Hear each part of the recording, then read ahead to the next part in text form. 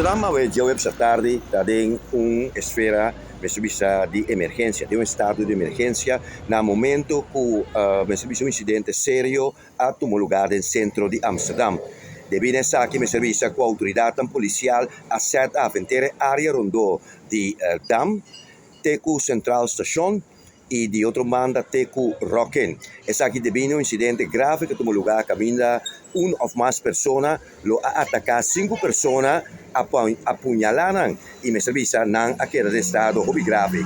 Dapat alrededor de 5 horas y media, hora local aquí en Amsterdam, con autoridad policial central, meldkamer de policía aquí en Amsterdam, ha recibido información que tiene un incidente serio que tuvo lugar en el área de Dam y que lo tiene varias personas heridas. Mesora autoridad policial, ambulancia y otros servicios de emergencia desplazaron para el sitio. Esta Damstraat y Nicolás Steeg camina para la víctima de Venezuela. Llegando al sitio, nuestra escala op mesora ya pedí más ambulancias del sitio y 2 traumateam. Un dinanco llega con helicóptero, otro que llega con servicio de emergencia. Na el sitio me servisa, o mejor dicho, no mucho le ofrece sitio, a lograr detener un sospechoso, según información de autoridad policial en el momento aquí. Mesora pensa también que porta trata aquí no solamente de un incidente, pero de un atentado que por a tomar lugar.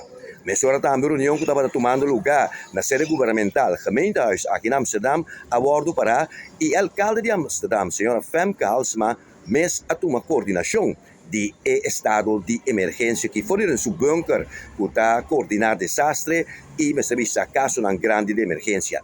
A autoridade policial também se tem no momento aqui, 5 pessoas têm que receber herido grave e agora transportar para o hospital aqui em Amsterdam e tem uma pessoa que agora detém.